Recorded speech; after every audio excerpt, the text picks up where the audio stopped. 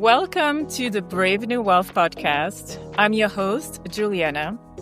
In this podcast, we discuss wealth from multiple perspectives: mental, physical, social, financial. This podcast is sponsored by Engineer Tax Services, a subsidiary of Engineer Tax Advisory. Our goal is to empower business owners, entrepreneurs, to support CPAs and advisors with proven expertise, education, innovative strategies to reduce the tax burden.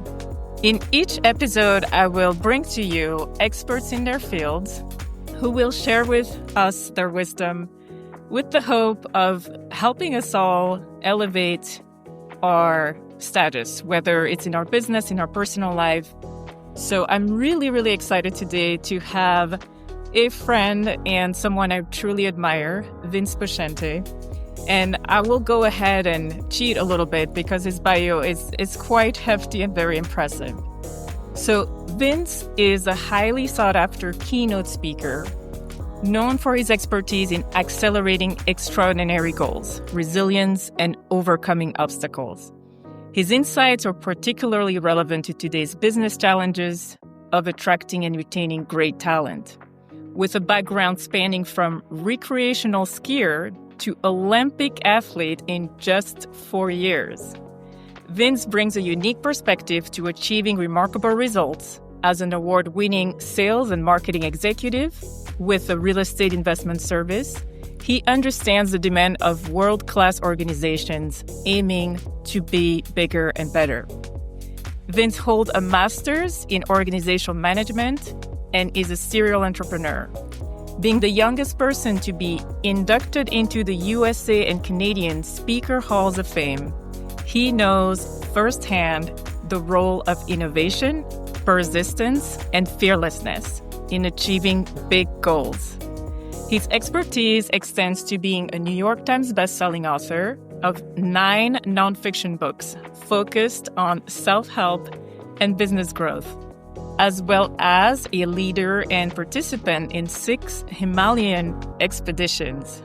So Vince empowers teams to overcome obstacles, achieve the success they desire and deserve. His expertise can make a significant difference in how your team handles adversity and fosters success. So that was a big, hefty, super impressive bio. So I picked the one that was, that had the most of all that you've accomplished, and it's quite impressive. So just, to begin with, tell us in a nutshell, how would you introduce yourself if you just had a minute? Well, let's start with I'm adorable. Let's go there. Yes. No, gosh. You know what? I open or close conferences with a bang. And I think the opening introduction should lead to a question. What do you mean? Or where does that mean? And so, well, part of it is recreational skier to Olympian in 4 years.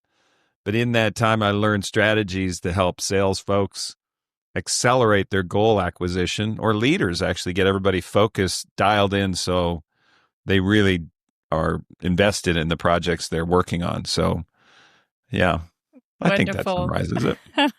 Well, there's a lot to share, and I'm gonna dig a little into that. I do also want to say that you and I know each other personally. I met you at your house, which was interesting. That's right. A few years ago. Invited by friends, and you are as personable, kind, and relatable as looking at your credential, one might be very intimidated, but meeting you in person, you emanate so much warmth, and it's very easy to connect with you. So I do like to start this podcast by asking, very recently, what is something you could share with us that you have done that has taken you out of your comfort zone and has allowed you to grow a little bit? You can pick anything in physical, mental, social, or financial realm. We want to focus on all of those. And so if there's anything that you've done lately, and I wasn't super comfortable with this, but I went ahead and did it. I'm really glad I did, because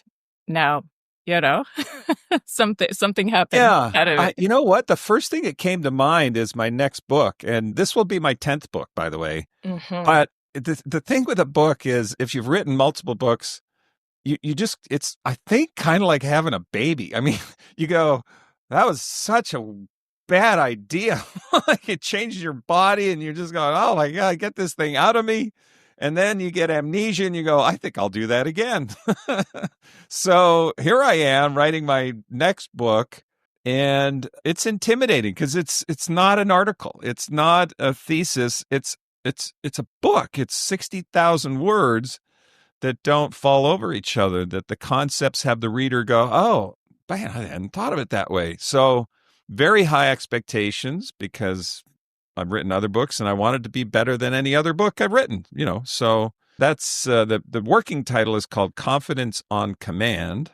So as we are recording this, that title may change, but the idea is to pitch it to publishers and see if they grab it and go. Yes, no, that's very, very remarkable. So first, let's backtrack a little bit, but 9 books. So that's in the span of how many years have you done this? That would be about 25 years. Okay. Yeah. Okay. Yeah. And congratulations on, helping again. I would not have a 10th child. I love children, but 3 was enough. Right. And no desire for more. Yeah. You're already an overachiever at 3. So way to go. So no, that's really remarkable. And I aspire to be a published writer myself, and it is painful. My book is like 10 years in the making, and I'm still struggling. So I'm glad you bring it up because it's giving me motivation to like go ahead and do it. And all of the things. So, okay, this is a very selfish question because I'm in the process. How do you overcome, first of all, the writer's block and just all these things that you seem to just have hopped on and move from? Yeah. So when you get that really bad stuck, right. What takes you out of it? Well, the first word that comes to mind is clarity, because clarity leads to freedom, and freedom to take the next step, freedom to decide, freedom to dive into uncertainty, right? Of course, a book like this is, in your book as well, is uncertain at this point because, well, do I come at from this angle? Is this, who would want to read this? Who would want to read that?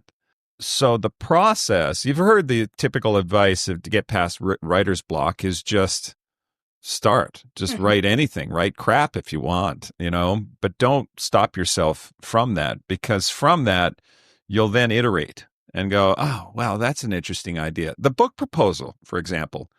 I mean, where I started this book proposal maybe 5 months ago with the concept of the book, those iterations of what goes into the book, for example, sample chapters, for example, overview of the chapters in the book.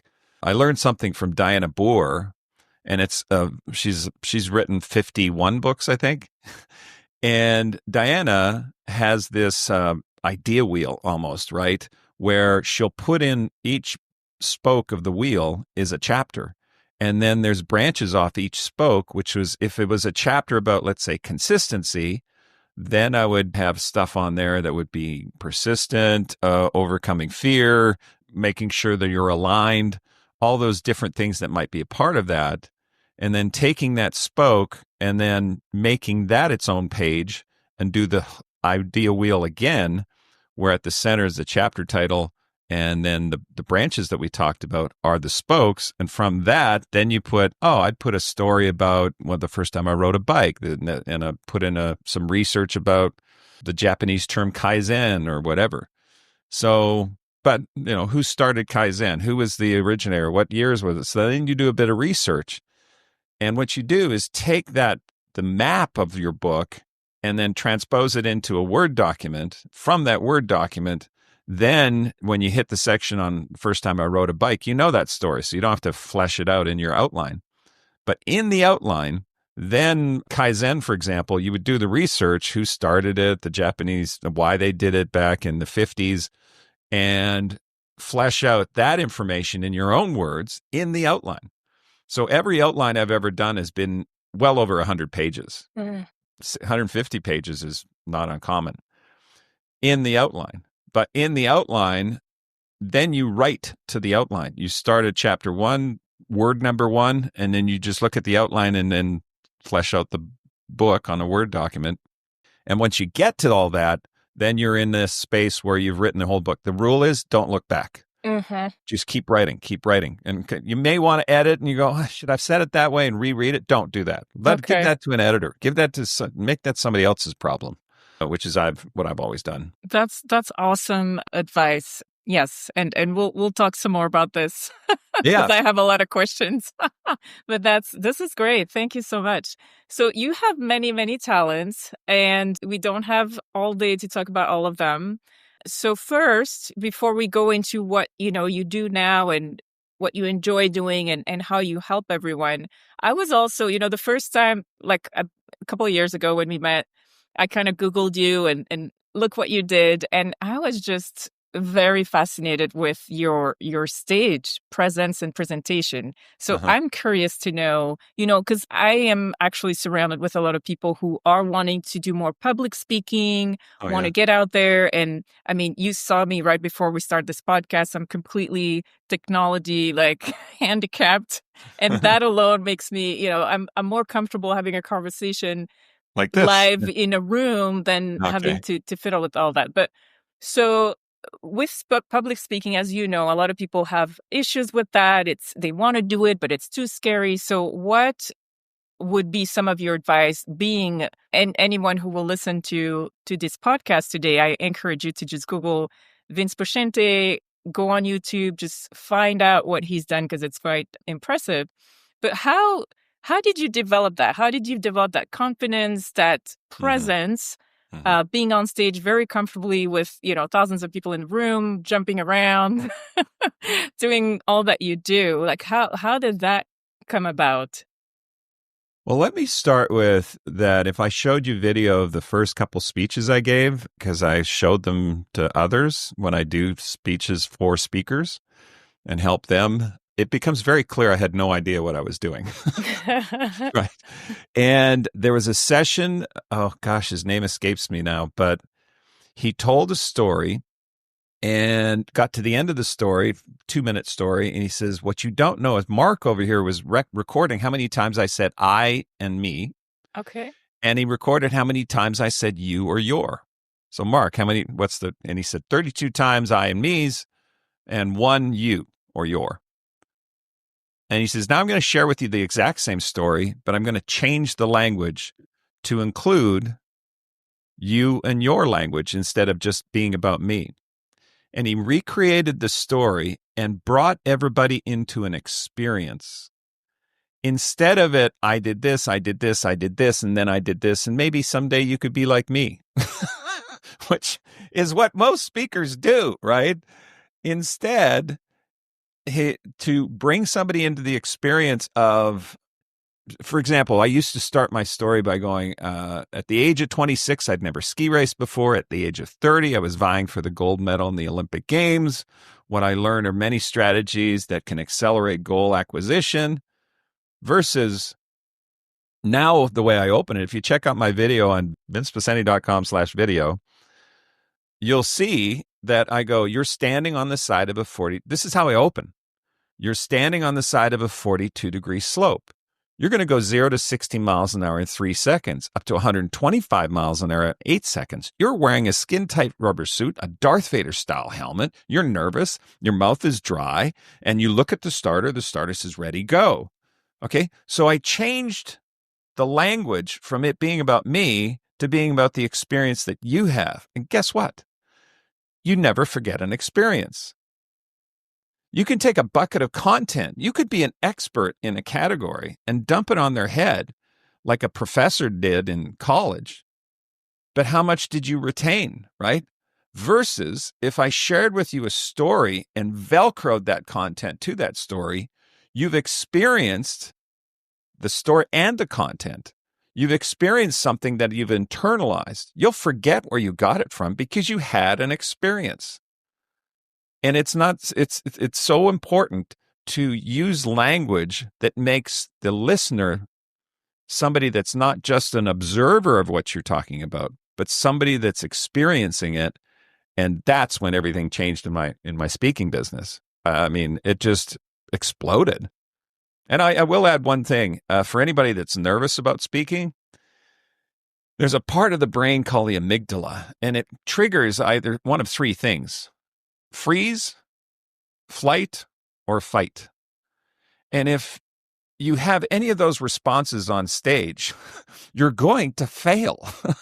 And the way the amygdala is triggered is by low oxygen flow. So when we forget to breathe, and that happens because there's a bear in the woods and you're terrified that you might die. So what happens to your breathing? It gets shallow and you're triggering the amygdala to protect you. It's a stress response. But if you go through a deep breathing exercise just before you speak, and then put it at the top of your notes, breathe, take a deep breath, and then start speaking, you've given yourself a massive advantage to use your brain and not that little reptilian part of your brain that's going to get in the way. So that would be another thing I'd say. That's awesome. No, that's great. Because like I said, I mean, I do know a lot of people who are very afraid of public speaking. I learned when I was very little, like kind of forced into the stage, at church and whatnot. So I grew up becoming more and more comfortable. Not to say that I'm like 100% comfortable, but it's not like my top fear. Like if I'm in a room and it's okay, take the mic because nobody wants to, I'll go. Yeah. But it's interesting what you're saying about giving the public an experience, like as you were telling the story. And I remember seeing it when you just hop on the chair and actually, get ready to get down that slope. My pulse is like rising as I'm listening to you. Yeah, right. Also right. because, I've had some not so good experience as well on the slope. But it does really immediately invite the listener into the story. And of course, you remember how you feel, even if you don't remember all the details of the story, you definitely remember how you felt experiencing that. So thank you for that. Thank you for all of these very valuable tips, because I think most people need it in some way or another, because it can work in a conference room as well. Not everybody's going to be in a stage or, in front of thousands of people, but also sometimes it's just simply speaking in a conference room that some people get nervous or so. These are very, very valuable. Remembering to breathe. Yeah. Now, so do you still ski today? I haven't skied in 15 years. Yeah. Oh, wow. I skied a lot for a period of time. And I mean, if you made it to the Olympics qualification. And then at the Olympics. But no, I don't know. I have a greenhouse out back. I mean, we go on trips, visit our kids, go on holidays. The beach is kind of fun, Yes. I've been on some mountain climbing expeditions. That'll get your attention. So yeah. So that's another thing that was intriguing. And I know a little bit about that, but like out of all of these expeditions, is there one that, stands out because of something that happened, or like from all of these expeditions? And it may be something that you were able to translate into life in a longer term because of it. Because yes, I've got those friends who climb, Kilimanjaro and whatnot. They come back completely transformed. So there's one story that comes to mind. Was the first time I was on the side of a mountain and everybody was going up one face. And I decided as we were going to make this summit attempt that I was going to take a faster route in my mind. And I reached on this rock, which was in the wrong place to go, by the way, because the drop was like 1,000 feet. But I thought by just grabbing onto that, I'd be able to scamper up and get over there. I put my hand on this rock and the rock just slipped out. And as that was happening, I stepped back onto the footing. There was a fraction of a second where I have an option to do that. And within that fraction of a second, I did step back, and then the rock went down. And everybody turned to go, "What's going on over there?" And I got a dirty look from the team leader named Jeff Sauls. And I realized that every step matters.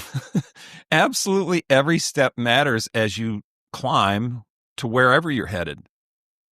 And to overextend with dire consequences could come back to hurt you, could come back to kill you.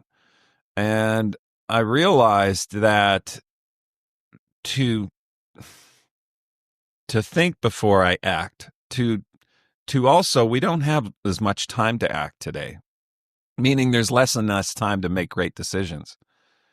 And that was 2006, and we ended up summiting this remote mountain in the Himalayas called Chakri Peak, and then went on to climb other mountains and lead other expeditions, and taking 9 other people.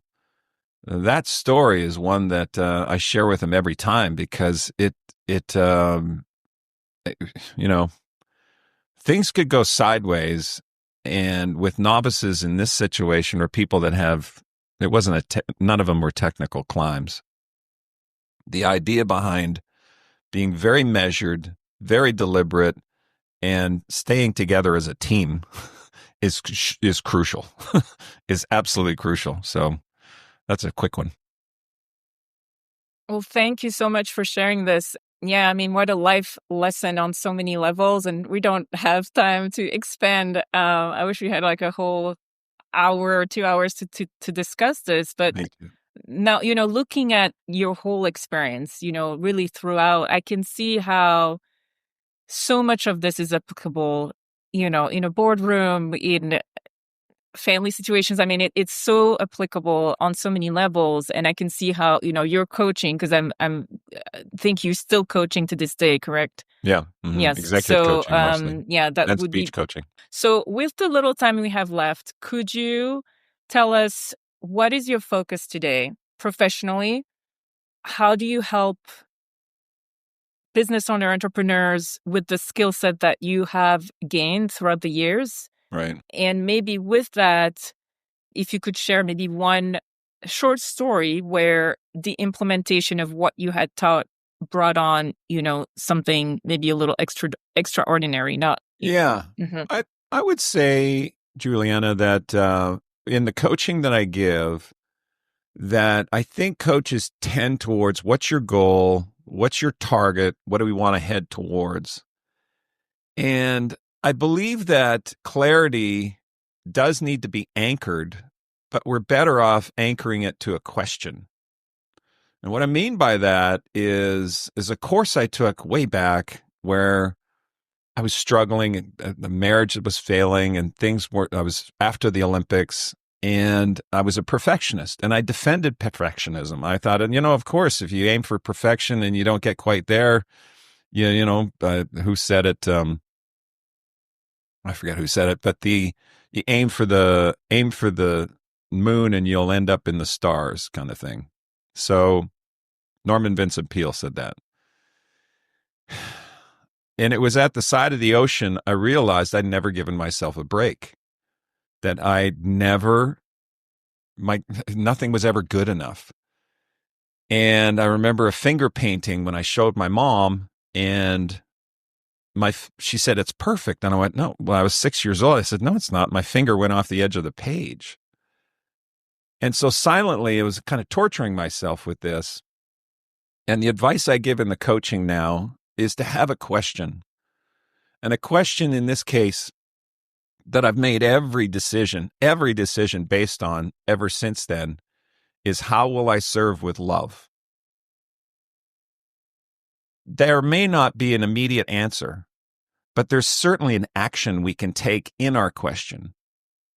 And so to have this methodology of goal acquisition, to be able to be in your question, how will I serve with love, will definitely serve. It has served me over my lifetime, and I know it would serve anybody I would be coaching as well. So hopefully that's a takeaway for you. Absolutely. Thank you so much, Vince. So I have one ask before you tell us where people can find you is, will you please come back not even when your book is out, because that could be a minute. I don't know when it's going to be out, but will you come back so we can delve a little bit more into other aspects that, I still have a lot of questions for you. So, and I'm sure our listeners would love to learn more. So tell us where they can find you if they want to partner with you, learn from you, where they can find your books. Yeah. Yes. And we'll also put it in the notes. So that will be there. For sure, vinceposcente.com will get you to see that video that we were talking about. Mm-hmm. And YouTube, I'm so easy to find. I think I Googled my name the other day, and I think 98,000 hits came up. So okay. You won't have a problem finding me. That's awesome. That's awesome. Well, thank you so much for taking the time to come. I know you just came back from a trip that was also adventurous. You always have an adventure going on. I Yeah. like that Who about you. knew? And you're Yeah, it always was. so calm about it. That's even more impressive. Love So it. yeah, there were a lot of really, really strong winds. And I don't even know what the weather was where you came from, but it was pretty bad for the past couple of days here in Dallas. So I was glad to hear that you landed with no Yep. issues. Thank you so much for sharing part of your life, your experience, your adventures. I know that I'm learning from you a lot. I want to get some more of your books. And yeah, I look forward to having you again on the Brave New Wealth podcast, Vince. Thank you. I'll come back for part 2, part 3, Awesome. anytime. Yeah. Okay, awesome. Hey, I'll take you up on it. Yeah. Awesome. Thank you. Take care. You're welcome. Thank you for listening to this episode of the Brave New Wealth podcast. I hope you enjoyed it. I'm really excited that Vince Poscente was able to come and share his adventures and wisdom with us. Again, this podcast is sponsored by Engineer Tax Services, where I am a director. If you own real estate, you or your clients, if you have property, make sure you connect with us so we can let you know what type of tax incentives are available to you. Also, if you're business owners, connect with us so we can show you the different benefits you can get for your business specifically in your location. If you enjoyed the podcast, let me know. Like, comment, let me know you were here, and I hope I will see you next time. À bientôt.